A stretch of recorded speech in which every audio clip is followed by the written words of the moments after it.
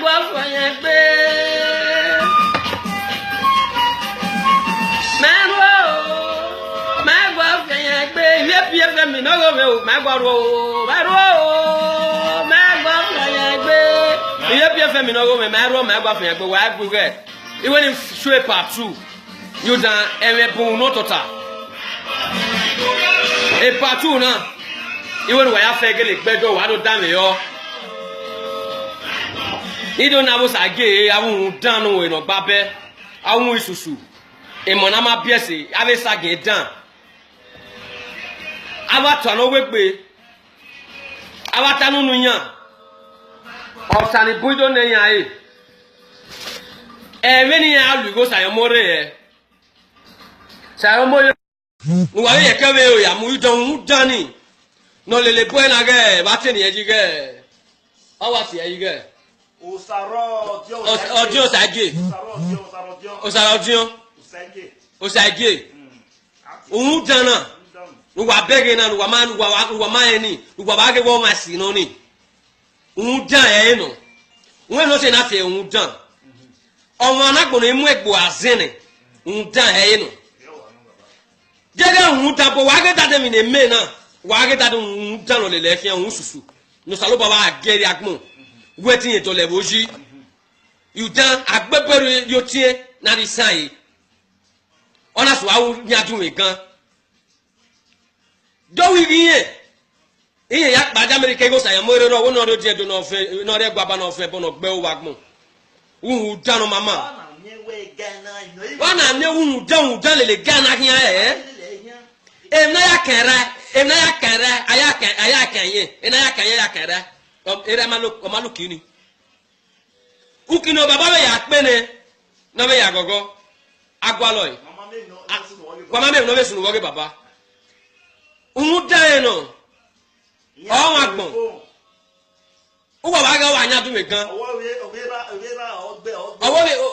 opope ye wu wen ohun susu o mi emo egbo aze o wa mo aze moso dano mama na why ra me back ye iga agwa when we ya beki wa we wa dabaru emi ya fe ne wa magbera mi kai wa na dabaru go wa magbe Osaimore Joseph wa dabaru go ni ya fe dun we go ni ru we ya America ya fe bo ini we me ni go ni asa nu ni ya ru ya mu ni ya America ni ya je we akin apopun won e ga mu yo wa idan wa si no ko wa de no ima ya hon efi boya menororo you da mana gele neti we ari mai popale na ge nu gbe o agbo wo le ge me na o ona ojo Osage abi Osage owi ati e no ye ne baba re fan we baba ne mi apon no wo agbo e won sisu mo ji na re no ojo mai na ruji no dio e we e gometi aye no water because we ma e kere oruwa ya kian edo iyan agba okoto yan ewekewe wa ya kian aga basinoro agitoge ni keke wa yari agbo akian e drogi idan igo no makuya ekpo dan we la abadan wa don frustrate oni agitoge ni yo frustrate na don frustrate na Abbas ma we no do winner. You know say Abbas be tie no do winner na. Ona no do winner America. Abbas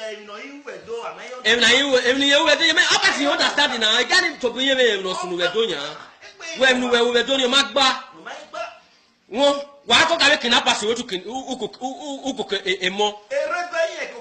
Arebe su do koko ye do rebe squad. Wa zuwa ewe. Wa ko ka Boko Haram. The politics who are moving. More than tell this guy the paper when they to donate money for na for. A paper na donate to go we always are money. All the old donation you bring a come. You bring that money where you dey. Make sure you go bring a come. That money where you say no carry you bring a come. Go show up for social media. Go show up for social media say see the money. See the paper. See the paper. For social media you must show and say see. You must show. You hear me? You know, if you money when people donate for you, may you take help about, then you use and do your take travel, come up for Nigeria and go America, go they make noise. Since then, why you no travel? Because you never share your own now. You never see money now. But now when people they don't share your, give you your part, And the one where people donate for you, may say help Baba. America. Tell America because they're going to make noise. They say you know fake come. Idiot. Money when you say you know see take go see your pa when it is sick for America. Nah, you can't see the money abi. Omo ma here am on here. Eke am mo no make gbegbe. What you do for your Baba na pikin go do for you. As why you say na money na no make you. Of course, go see your pa when you mera be sure. Mera. No re koma. Ogwo abere. Ugbe wa gbon don. I pray make you want you. Omo ni ya wu e. Pikin go tell say they don't see money. You no worry. O le ge so no. O sage. O ma be PFM. Guy, o mana yin This is just the beginning, guy. Wu don gbo e. Just the beginning. Awo kin agbon wa so wa fun ada wa sun. Ahiagwega. Ada wa sun e me na wa agbegun, amana agbe me na gun e. No, topic every day. Wa mi wa mo do ya me na. No way. Iye ba si ba ni, iye ba fe kin ba to ni wa gbesi fo wa. I me ki abore, me gege no pa bitali. Ayi me bitali na go e baba re wo wa. Wa da me o. Ayi se baba bo, oni no pa ti pa no pa na tore. Baba ina we gun ina ge. Down na hard work we know, not be say we no know, but money they use na brain. Those people wey dey train them well, if you not train them well. Now you that they want to start to the cast course. Working out one in house on na gbe wa, e no yo bo ekoko. O gbe o dan. So pe bo no koko o wa re wa, o wa afin aye na ni. Susu. O de tan yaro boy, ojo sage no. He say our comrade, say na mate. Say no reach his leg, he no reach his hand. Person when never born. You don't marry, we don't marry for you. He never born. Don't get to know how pikin they drill last. How they buy last, they buy milk for pikin. This boy don't know. He said by our comrade. Say women now, women. My guy, you need to be wise. Person that can talk our comrade, our mega comrade. So if you say our mega comrade, so you know if you look at face. For where? Ya no we na no mi go wan ke ga o. Awe pe no gbe mi so no pe lege we baba. Abi ki awu. Oko iga na ahia check it. Check it we. John, you need to flog you need to just better flogging. With cane serious cane. Forget wetin you do. Agbegbe mo guy. Forget wetin you be my guy. Because you wrong many people. I only have man. What it be? Maybe now you don't be this one. More your cutter for idiot person. This will be this one. People will go come and they say na jealousness. They don't know say na foolish guy.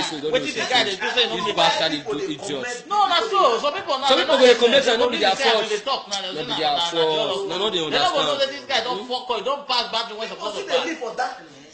You hear me? Now that's where they live now. Then I bet you just come and say they help. You don't see what you he does. He does away. They get me see tell her. He does tell her. He tell her say now fool he be. Say this guy now he know himself. Now mumu he be. Okay, that's how we get me. No, that one affect tell us now fool he be now. That one is self. Where they fed they work together before. And true. They plan these things together before. They plan all those things together now. But now we can see and say he doesn't say everything that they. Waiting we get to tell everybody. All of now this social media. Now everybody need to be careful of PFM. Now God will punish you. If now say PFM members come out one, I don't believe that they'll see where they'll stay for social media again. That is just the thing. So the best thing everybody should mind their name. Let everybody carry for social media. You're the talk. You know understand? But who get mad me talk? Because this thing want too much for all those bastard people, foolish people. We don't know respect of the senior. We don't get picture of seniority for their parlor. We no respect of father. You wait, make I talk this thing. I go even like to even come out for this video, brother. I'll let you talk. Now, me when see they for Marty talk, your brother next thing. Now they talk now. Hey, Mr. Brother, my action, my great PFM member, my brother. I want to ask you one question.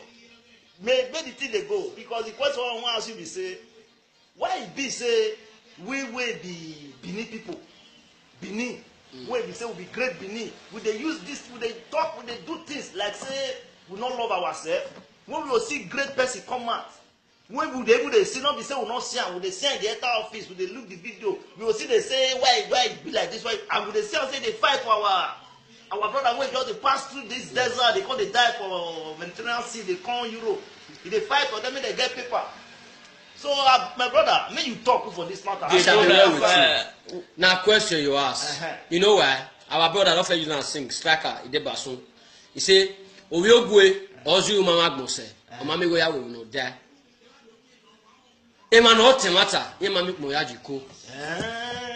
osiere enyowe ubegare eme mata ya fe ya fe gbegwefua no tete mata no ma gin agun ni ara ewu uwure ba eje ewu Ifela makato. igi ametika we you debo na tie no wu ma agbanedo o when aba patije ai boni logo e be ni manje e boni malele ma de wu ma agbanedo ma han agbana bati we are we wa e be ojo lo sage o ma han agbane ni we tama we na my brother igo ma ge o kan debo omo we maria ade ma ni ni go o ma ga sunu yo ni arire eso la da video iya ya igo wuni go ni ya sunu yo wi ame ikuwe amugwe to buwo to ta iya me je boni ade nedo aye be tem pana to me government teme no pana igo ni na ya fe me be kpo ana mola jan chasoma ba be do ana ya be chasoma ye do pa we di mi be do de o se we bona no we no no ahia go we ube yin ana iya ga imene ni go no we no do ada me wa we mani ma ye ne gbe iya do fi abi boesi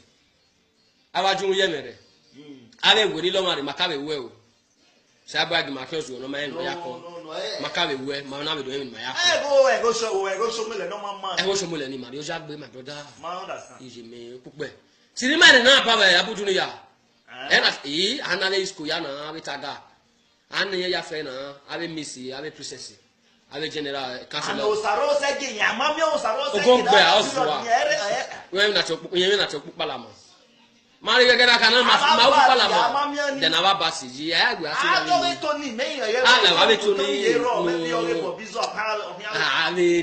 ni abi to ni ina do aso na be to ni so ne to ni ba we yan na odo adawe you do ma de kini ti na to le ito re ma we e ti mo no zewe mi no ma ya ne gbogbe so ze ma ne gele video jawo we do ni video jakere ma be ga be gwe tana na ba de tekere na ni na be to ni na we de ni ti na na o de ga erio ogun ga gbe bo e na no afanu ku be ka de yo won de no ye ko na won bun e no te bonne our comrades era no mi go ni ra mi eme ni o e u gbo kan han ogbojo o han gbogbo kan o yi gbe imo mo dibo kan akwo gbogbo oketo no gbe wi o ke na no mo o ke e ga go no gbe no mai wala wa tie o saro je o senge wa tie o nya no ba le wa tie wo no no la wa e bo ni ya atu am egbo ndan ogbe wo mi no ameti wu ni gbere yi won o fi visit me won imena visit we 20 we am pastor won e gwe won wa visit u pa kan visit we 20 it's a small boy rebel squad for Edo State. We are playing rebel squad in Edo State. The rebel squad I want to play in Edo State. O ha kabaka pa we do pa wo wa we here la moto be airport in Webo. That one I rebel we. O ha go to we ya the ticket we airport would America. Ya metia. Ugbe o. Eso so awe. All one man Webo. Man Webo ulu mama ye le hu agewe. Zigo again. He go panyeta. My brother. Guy. E boy no su wa we go bi okun na wa we go kon pa o. Wa we go kon pa na ba na ba ku fe yo wa ko yen le lo ma hian. My brother, me hian no tapa. Why he go na re ni na mu ni guy na no go sa mo no na wala de Facebook na we na donate go. Ne ni go go yi. Ye ma we are the many go. They man no ga le ne mani koro chene ne we no ano. E mo say mo re ya the money is it mo baba o to bu wa mu dan. They wait for you tell am make go carry. You go ni ori e wa pa. Get up pe ka se ri o. Wa be ga do ni. That's what you are pay. No. That's what you are pay. Because I am Joseph. To my dan. Ona ka wa ka tell as I can't say to bo wa ka de la jana zero yo. Amusa amore. This not be my comment. Ona yi e bien ka na koko. E no ya sunu we do won e kina pass. Do man ye kina pass na mu. Wo kan we kan kan na de la jana gbo. Dan. Plan working. Plan work. The other one take kidnappers, make they kidnap, make they know the key. Make they know the key. Now we no near kidnapping here. Abat. Make they kidnap. That one no reach to take go in, you just dey there receive for jail. To carry go court. That one has to carry go court. They now evidence now. No, just dey social media, no dey talk. Not be that one. You know what? Now God they push the come out, come to the talk. Now I don't true, know. now God And dey why you talk go that. to talk now? No, what they talk. God they do. Now God they punish you. Now God say me they All confess of them when they with come God. one, They and God don't they know when carry. they talk am. See the other one don drink. It's not a good put They don't know wetin that. they Say talk. make them they kidnap, make them they kidnap, make them know they kill, make them they collect money. He wants to tell people, say people they are too stingy. Why they kidnap them, they get money or say they no gree bring am out. You see, huh? They on come tell me so I don't know wetin He how that even matter be. throw out for people wey dey Europe. He say people wey dey do They shekro, wey dey gather money, why they don't bring the money, Make them take, you know You know the what trouble, you you do, know. you know what you do, you know what you do, you know the way me dey suffer. I go go Na pay. government, our country, and my own money dey that government hand. He don't know. You hear me? If they government hand, if they that those states, so now we will collect for You them. need to talk to these people. That those Ndan. states must change. PFM is there to Doni. stay. Ku wa mana me gbono adu wa do leji. Emi ma ka ya wo. Freedom for life. Wa kan ga ma na kan ga pere no me. Le Doni. Won le Doni ga imo se ne gbe na mi me we wo bo we dian. Wa kan ga me na kan ga bege we Doni. Wa na ni ejo ba wa. Iko ba wa gbozigi daga. You know what? We un dan. Down. Evna de ka wona de kan da era maluki ni. Un danu kin. Una mu ke o yera bi ju eyan aseyan ko. Etira egbe da yen ma. Yan ma meti zigo la, yan ma meti rigo la. Yan ma meti rigo la jan. Igo ye, e guy na o jida mo. Un danu. Down. Why la America do take no ma gba? Wa me me na wa mu yan me ne me na ga nya na dia. Oda me gbe ya e ga vie ugbo kan gbe wa gbon. Na hian ta we. Wala wo we we me wala e me ni ogun hin agbe me ni iya boy. Won ni tamu wa na. So ibe PFM no go me e mi na gbon ma wa gbe. Wa ya pa wa mo no wa ye va mo no wa. Unu ni ya chebo ni ka 12 ade kele ro ni wa ni ye wo me. Mi da ye gba asin ye gbe. Le pa asin ye gbo si be na no je. Ewe o ewe ozuo ozuo ewe de ozuo ezuo wa go no guo wa gun wa to bu wa ni we re wo fi bere wa ya fe ni be bere we wa le bere yen wa no gbono ya se amu we no agba o re ma we to wu me boys ona le mo yo no ye beta jeri aka wi ye ge boys yen to bi o di utira no me go afaroku ekpere gboro ge boga oga bu enye ugu daga gbu e nunu ya tani egwe no lo mare idiot ubi va ya ge wa me de ni aya we va na kan we wo e ba mu pe va yo wa o first no re savage go ge ni ugbe o idiot ma bi o ya go ni ye school that the grace of God am the green wa me na pa no we school nu jo the school nu jo no egwe idiots e ma agbon bi agun ni leru nu wa iwe PFM no go me na agbon ma wa gbo wa yo pa wa mo nu wa ejo ni ko no wo ti mi afa ya ma dinu de nu wa o salo bo no jagmo je mi wo ti mi ya fe ya ma nu wa o wa emi do bo o idan mi la mi do bo wa yo nu wa la o munya aka mi wa yi dogo ke wa yi dege iyeke egogo imahin ne dolode ogun eni ma ya dúró kiyan ni ma ya ye kiyan wa sagba yagiri ma un fuwa emi ni ma be ta emi be ri ma ega arugiri ma me ebo pe ave uwa se ebo kwa uwa se wani re bere webu ki wani me ro gwa bo emi na ma be ma we gbe egbera ma ga be ya nwa egbera ma be ya sugwa e wa egbera ma be ya do wa ale dun no ko gi ma we gbu wa inoko ale dun no ko gbu wa we gbe ma inoko o sa no gbo go jo no jagbo je emi ka ne wo te na gbo na o ma wa ya fe gbe iwe PFM no go me wa mujayo you dan ma mujaye wono mujaye ki wa yi de abati keke ba wa ti ni egwe o sage we ba mama tan ọmọ no mata no we masị ma ha mu da yeke ni ma meke na ake ba ni bege wo ya eri ono de ga eri o uwa ya fe wa ama we dan me aba danyo ire kere o ire bo ire sagi eni lo igo dan Ego no kuya. Igu manari emewa huwe. Ige kinapas. Igo jive ne eme naka igo jino. Oji wa no guy. Oji wa no eme ni. Egweni oji. When kind Okay. So my brothers. My brother Ashon, abeg dey tell our people wey no dey hear for Benin, make you tell them wetin dey happen. So my brothers, we no really get wetin we dey already ask you.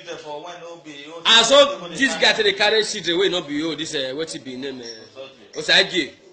Children wey no be you for real growth. Osagie. Na very bad head, na yeye person. May I let you know understand one thing. He dey train all those children for bad, not be for good. If not, this boy dey come out, dey knock share say he no need peace.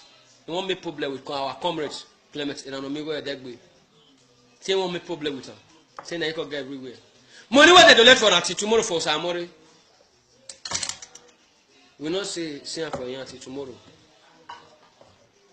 After they don shop at Clement, they enter and they go America. The second one, that one, doctor to drug her for them. One foolish idiot. They say nobody be like them. I bet shall be well with you. Because na pikin wey no know who be papa, who be mama. Now they curse papa for presence. Now they curse mama for presence. And I know me one of my papa if you don't know. May you know. Ojo Sage. Ojo Sage, God will punish you. It cannot be well with you because I don't like him. Brother, na me, na your brother went there for Martin talk, na he dey because I just see come down, come see my great admin, una know for that for Sicily, na he name, na he vitality. I come sit there with my brother, my great PFM brother, una know where, na he be name, na action wey sabi honorary action, when they stop wetin I say. But wetin I wan try to see now for this matter, for this story when I begin when they talk so. Now one small boy wey just be like say he just wake up one morning, he be like Camelo. They know they understand that, and be Osaro Sege. We be like say when come they talk to our great comrade, the mega comrade, the tiger and the lion. So we can't let our comrade know. Say make him not talk to this small boy because he don't know what thing they do. Now we come begin. They say we need to the fire ram. Now with the fire ram. We believe say people wait there for PFM. They know they sleep.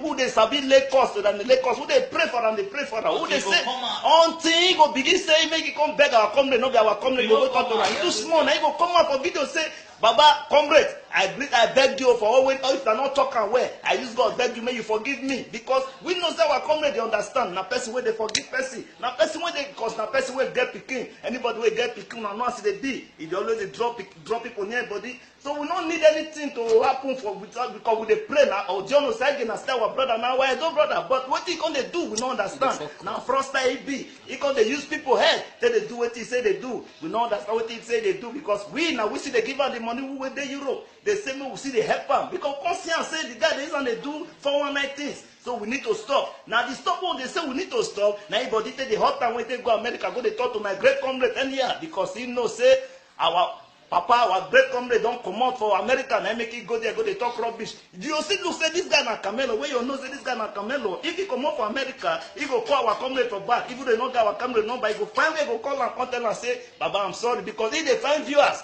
But we don't need all these kind of things for person. We don't go show yourself for social media. You don't talk many things. At the end of the day, you come pass back. Come they talk to our comrade. We not like all this kind of thing. Enough is enough. We need to talk to this guy, make it stop this nonsense. Now me, your country brother, we just see now this news. Because the news that they always they talk about for pidgin. I love pidgin so much because they always they knock about pidgin. Me, our country people went there for Nigeria, our mama, our grandmama, our papa went there, made them know say, see what did they go home? Because we went there for Marty talk, but they see what did they go on. Because I dey leave this matter for my brother. He don't they talk because action, he body the way body to the pepper and way they talk to our great comrade, he don't like what he Osaro they do. Osaro Dion, make you leave this man, make you carry this man, carry a while and go because he they suffer. Suffer don't they worry because we don't see and say people for Europe don't stand bien. People for Europe don't know say na a person. Now make it come they do those nonsense. My brother, action. What do you see for this matter? May you see knock your own pidgin language, may you tell them.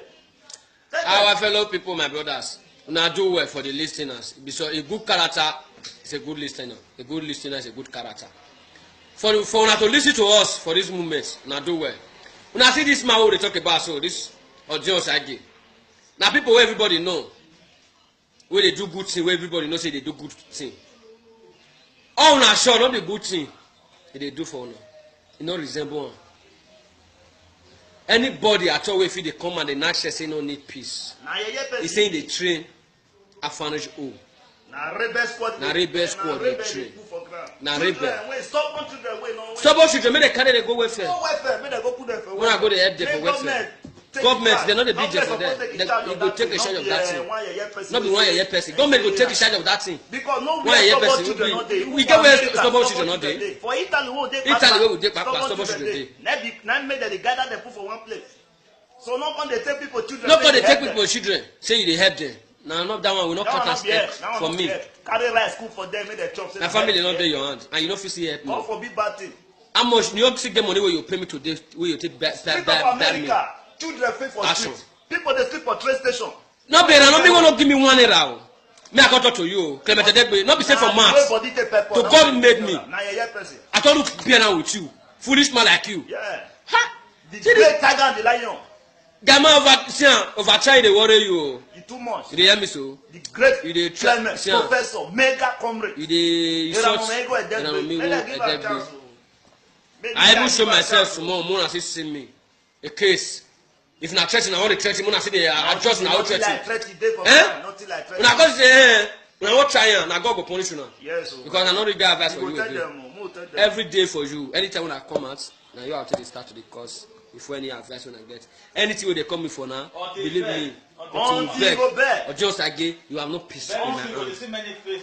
Show me you have no peace in my hand. You continue to receive insult from me. Anytime, any day when I will live video like this. Show me, fucking bastard like you.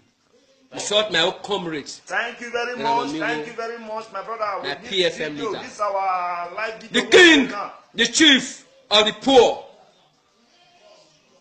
That is the president of the poor, the mega, the great mega. As I talk before, now this year they talk, say no other mega, any other mega na counterfeit. Now my brother, now we they talk because we don't see and say this matter we need to put a stop, we need to put an end. Either they do this one, oh another one they come out. Either they do this one, another one they come out. We don't need the Osaro Osage because they do all this nonsense because we know what time. Because if you look the way the story they start, if you say we talk the story, my brother will not go finish. Because Osaro Osage, you know. Everybody really listen to the story the way it starts. Now see say Osaro Osage, you dey fight the way they, you dey brag man, you don't show brag. Say me you go insult our comrades. If you know the way. Na God go punish you, Osaro guy. You see what they talk? You see what this kind? This one are the words when Tony Kabaka and this person. Say na he governor. You see the words when they talk because he don't deal with. My governor. Not be our governor. Tell me whether na only he vote for the governor. He votes. You know what they call if they Nigeria they when if you check this man, they don't get voters card. This bastard, where they call it politics. First, you ought to scan everybody they go. They scan one go even scan governor because the governor himself. Mo use on the TV say you kere what we go talk to say what you tell our great people, our general people for the whole Nigeria, not be only Edo State because the problem they come too much for Edo State. We they suffer for the state. We need to let people know say see what they happen for our state. This our state they pass through air. Because we can't begin to talk this story go finish because story for ground bracket they won't want talk because this matter you know will finish for today because if this guy continue to do these things we go to fire ram I go back this one the first for you show me this one now where you go give my bros eh no yourself you now you fall in hand no now yourself you fall in hand not my party I won't let you understand. If you repeat the man now your generation will be cause. The president of the poor. And you go to see small children who never virgin. Now you go to call you for phone. Video like this way they see me so now you go to insult you. The ones who manage to enter Libya. Among of the one we see say you train. So go see call you. Calls you for phone. See tell you see how you live your whole life. Now inside these children they cash with you. Say one. Inside the children I see the cash with so people you train. You give them wish abi. You dey worry them. You know see many way you don't go do rich one and you know work for you. Make up punish idiot. You don't carry them wish. They make them come up for your house. Why you first go carry them at the first place? Who send you there? Who send you where you first carry them? Who say make you carry them for where they dey? You don't see money again. Make them come up for your house. You know use that money to do better thing for your life. Yeah. Idiot, bastard idiots. We greet everybody, my brothers and sisters, my fellow PFM members. Who know John Osage? Make Uno them John Osage, tell them Make dem call the number, make dem talk to Muna, Raul. okay. Who Your get number, name, make they dem don't call mark am. am for register for wanted for PFM. Echo that guy thing. Yeah, nah, because we need to tell her. I agree. That people Welcome make them give una to chance. my oh. country, Eh, brother, for I saw Italy, plastic, for eh. Europe. Take care. Everybody, we greet you now. Bye bye. Kino. Oji wa no guy. Oji wa no many. Egweni Oji. When you hear now. Okay. So my brothers, My brother Ashton, abeg, dey tell our people wey no dey hear for Benin, make you tell them wetin dey happen. so my brothers, we no really get wetin we dey already ask you. And so this guy dey carry children wey no be you, this wetin be name Osage. Children wey no be you for real growth. Osarojo Osage. Na very bad head, na yeye person. Make I still tell you something. May I let una understand one thing. He dey train all those children for bad, not be for good. If not, this boy dey come out, dey knack share say he no need peace. He wan make problem with our comrade Clement Inanomigo Edegbe. Say he wan make problem with am. Say na he go get everywhere. Money wey dey donate for until tomorrow for Samori. We no say am for here until tomorrow. After they don shop at Clement, they enter and they go America. The second one, that one don't talk to Drucker for them. One foolish idiot. They say nobody be like them. I bet shall be well with you now. Because now picking where you don't know who be papa, who be mama. Now they curse papa for presence. Now they curse mama for presence. And I know maybe one of my papa if you don't know. Maybe they know. Ojo Osage. Ojo Osage, God will punish you. It cannot be well with you because I don't like him. Brother, na me, na your brother wey dey for Martin talk, na he dey because I just see come down, come see my great admin, una know am for that for Sicily, na him name, na Vitality. I come sit there with my brother, my great PFM brother, una know well, na him be name na Action wey sabi honorary action, wey dey stop wetin I say.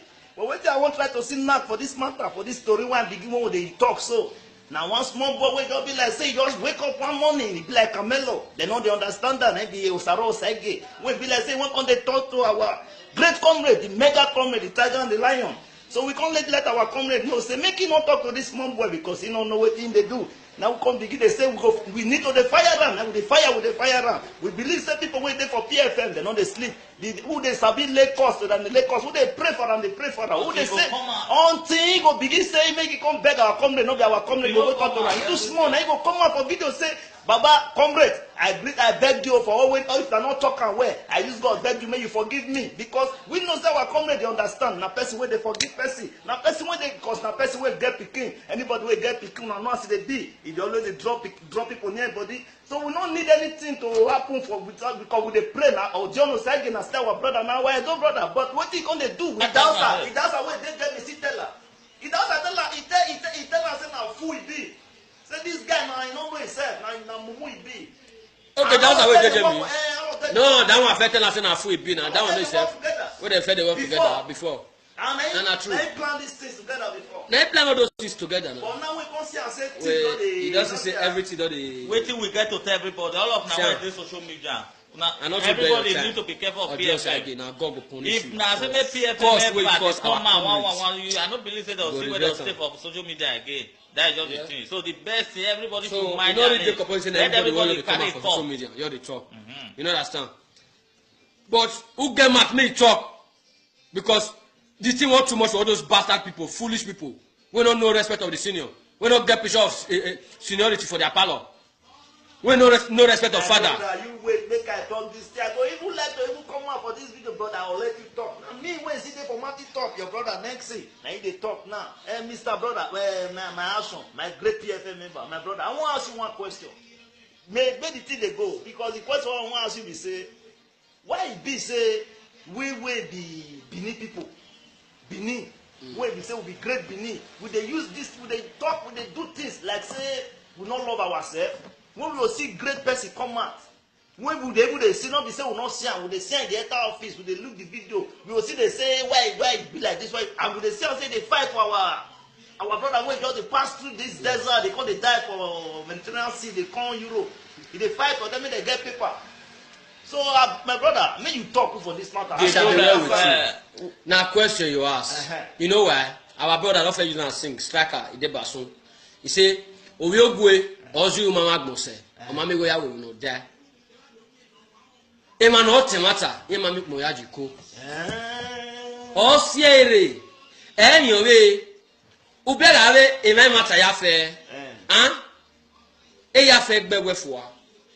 No tete mata no ma gin agun ani aga ewu uwure ba eje ewu ifela makato igi ametika we you dead bo na tie no wu ma agbanedo e o we na ba patije ai boni logo e be ni manje e boni malele ma de wu ma agbanedo ma kan agbana bati we abi wa e be ojo lo sage o ma kan agbane ni we tama we na my brother igo ma ge o kan debo o mo we maria ade ma ni ni go o ma ga sunu yo ni arire eso la da video iya ya igo nguni go ni ya sunu je wuya me ekuwe amugwe to buwo to ta iya me je boni ade nedo aye be tem pana to me government teme no pana igo ni na ya fe me be kpo ana mola jan tasama ba be do ana ya de tasama ye do pa we di mi be do de o se we bora no we no no ahia go we ube yin ana iya ga imene ni go no we no do ada me wa we ngani ma ene nwu danu kin una mu ke owiera bi ju eyan aseyan ko echera egbere yen ma ya ma meti zigo la ya ma meti rigo la ya ma meti rigo la jan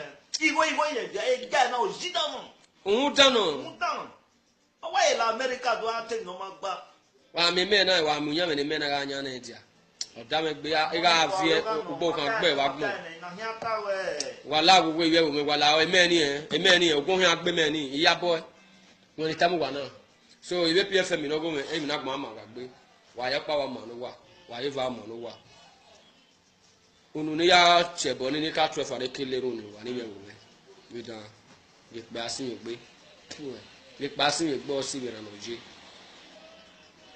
ewe o ewe ozuo ozuo dewe de ozuo ezuo wa go no guo wa gun wa to bu wa ni we re wo fi bere wa ya fe ni we bere we wa le bere yen wa no pono ya se amu we no agba o re mo we to gu me boys ona le mo yo no yebeta jeri aka unye ege boys yen to bi o di utira no me go afarokun ekpere gboro ge boga o ga bu yen uwu daga gbu e nunu ya tani egwe no lo mare idiot ubi ba wa je wa me de ni aya we vana kan we wo e ba mu pifa yo wa o first no re savage go gani ugbe o idiot mo bi o ya gbo ni eye school by the grace of God I made the green wa me not pa we school nu jo the school nu jo no egwe idiots e ma agbon bi agun ni leru nu wa iwe PFM no go me na agbon ma wa gbo wa yo pa wa mo no wa eje ni ko no wo temi afa ya ma dinu de no wa o salo bo no jagmo je emi wo temi afa ya ma no wa o wa emi do bo o idan mi la emi do bo wa yo no wa la o munya aka mi wa yi do wo ke wa yi dere iyeke egogo imahin ne dolode ogun eni ma ya dúró kiyan ni ma ya ye kiyan wa sagba yagiri ma nfuwa emi ni ma be ta eri le ri ma ega arugiri ma ame ebo pe ave wa se ebo kwa wa se wani le bere webu ki wani be ro gwa bo emi na ma be ma wa gbe egbera ma ga be ya nwa egbera ni ma be ya sugwa ebo wa egbera ni ma be ya do wa ale gun no ko gima we gbuwa inoko ale gun no ko gbuwa we gbema inoko ya fe kan manu wa o wa emi do bo o idan mi la mi do bo wa yo no wa la o munya aka mi wa yi do wo ke wa yi dere iyeke egogo imahin ne dolode ogun eni ma ya dúró kiyan ni ma ya ye kiyan wa sagba yagiri ma nfuwa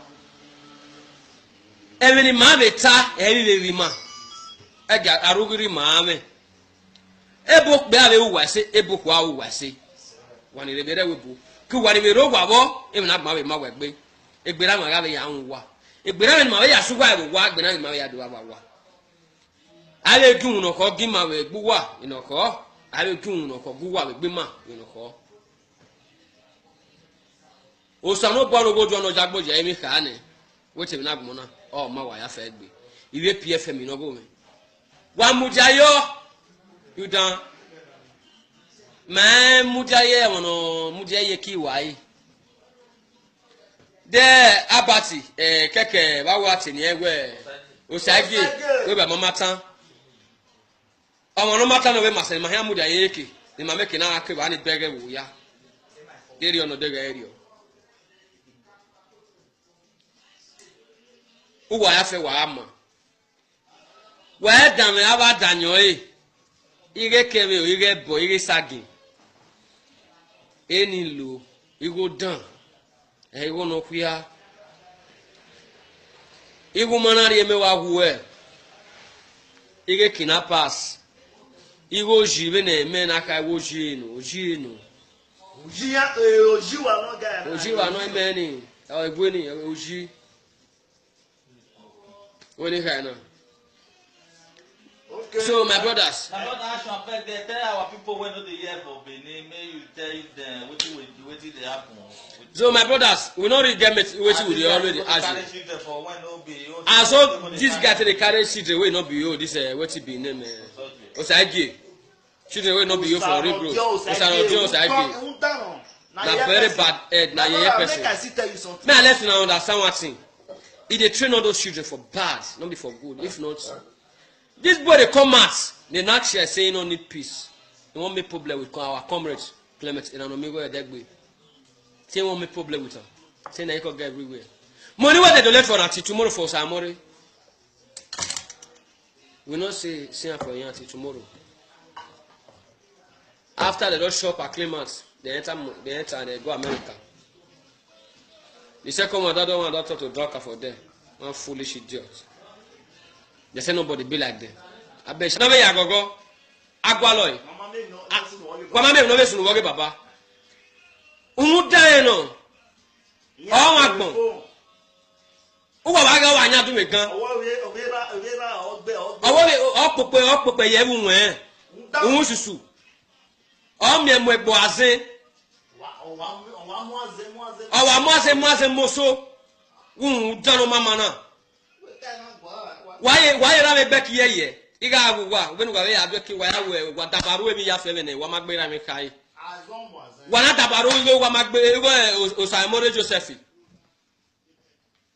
wa dabaru we go ni ya fe dun we go ni ru we America ya fe bo ini we me ni go ni asa nu ni ya ru ya mu ni ya America ni ya je we akin apopo won e ga mu yo wa idan wa si no ko wa de no ima ya hon e fi bo ya me no roro you damana gele neti we ari mai popa le na ge nu gbe o wa gbo wo le ge me na o ana ojo Osage abi Osage o wi ati e no ye ni baba re fan wi baba ni mi apon no wo agbo e won fisu mo ji na re no ojo mai na ruji no jo e we e go meti aye no water because we ma e kewe oruwa ya kian edo yan agba okoto yan e we kewe wa ya kian aga basi noro agi toge ni kaiken wa yari agbo akin e drogi idan igo no makuya ekpo dan we la That one don frustrate. Oni agi togo ni yo Frustrate na that one don frustrate na.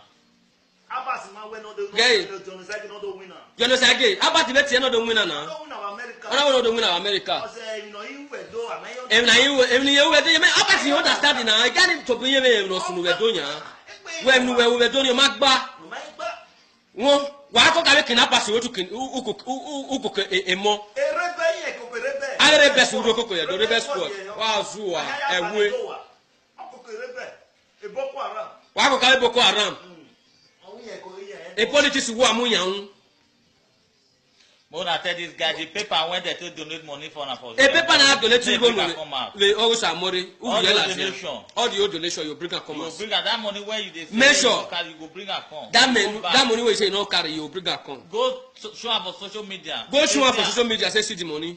See the paper. See the paper. For social media, you must show am. Say see. You must show am. You hear me? You know, fit use money when people donate for you, make you take help Baba, then you use and do your own, take travel, come up for Nigeria and go America, go they make noise. Since then, why you no travel? Because they never share your own now. You never see money now. But now when people they don't share your, give you your part, and the one when people donate for you, make you take help Baba. You tell America, begin they go they make. When I tell this guy, the paper when they to donate money for na for. A paper na donate to go we always amore. All the donation. All the old donation you bring am come. You bring that money where you dey. Make sure you go bring am come. That money wey you say you no carry, you bring am come. Go show am for social media. Go show am for social media. Say see the money. See the paper. See the paper. For social media, you must show am. Say see. You must show am. You hear me? You know, fit use money when people donate for you, make you take help Baba, then you use and do your own, take travel, come up for Nigeria and go America, go they make noise. Since then, why you no travel? Because they never share your own now. You never see money now. But now when people they don't share your, give you your part, and the one when people donate for you, make you take help Baba. You tell America, begin they go they make noise. They say you know fit come. Idiot. Money when you say you know take go see your pa when it is sick for America. Nah, you can't see the money, Abi. Ọmọ no ma yera yi, amo abi ya. E ka mo no be make gbe we. What you do for your papa, na pikin go do for you. Em nu re amo na be. As you say na money na no make you. Afus, go see your pa when you mera bi so. Mera. No re koma. Ogwo abere, ugbe wa gbon dan. I pray make you want you. Ọmọ ni ya wu e. Pikin go tell you say they no see money. Yo, no worry. O le ge so no. O sage.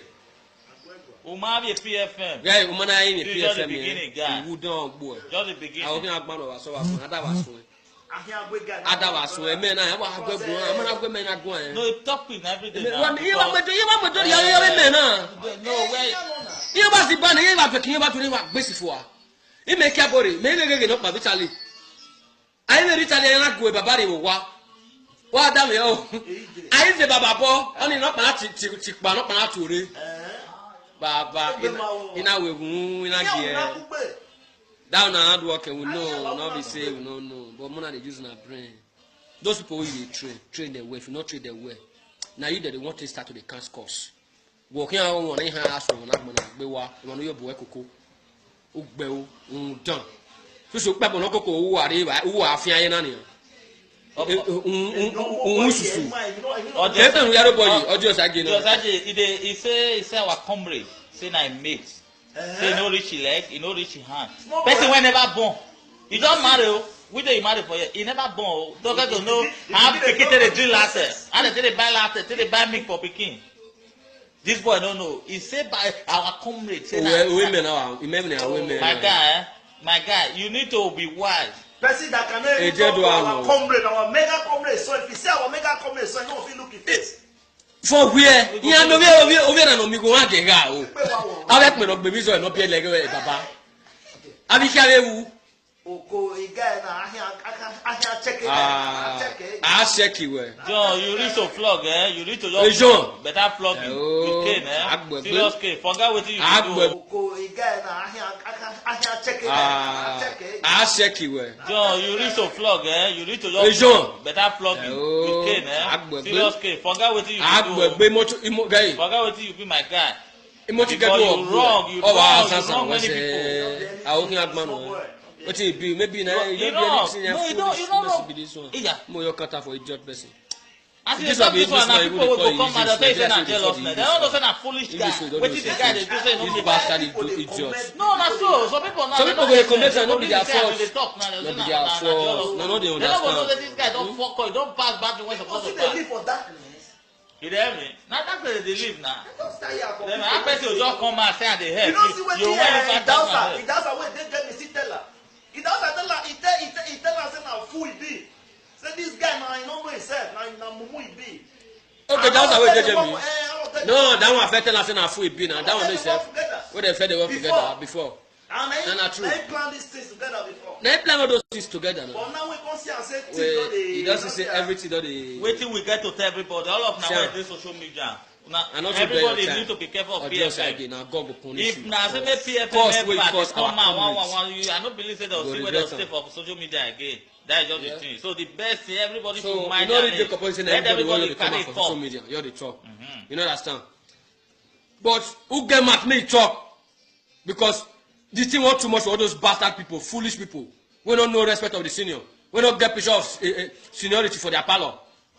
We no respect of father. Brother, you wait, make I talk this thing. I go even like to even come out for this video, brother. I'll let you talk. Now, me when see there for Marty talk, your brother next thing. Now they talk now.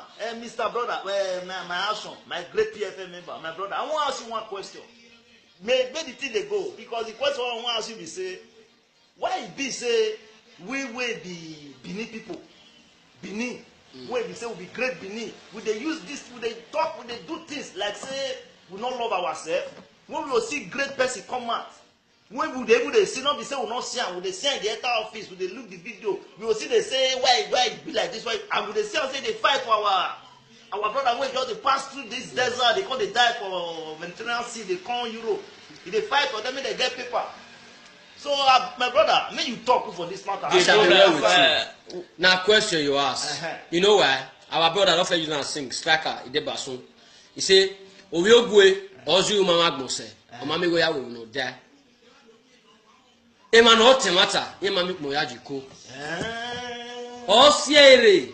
Eni owe. Ubera we e ma mata ya fe. E ya fe gbegwe fo. No tete mata no ma gin agun ani aga ewu. Uwure ba eje ewu. Ifelama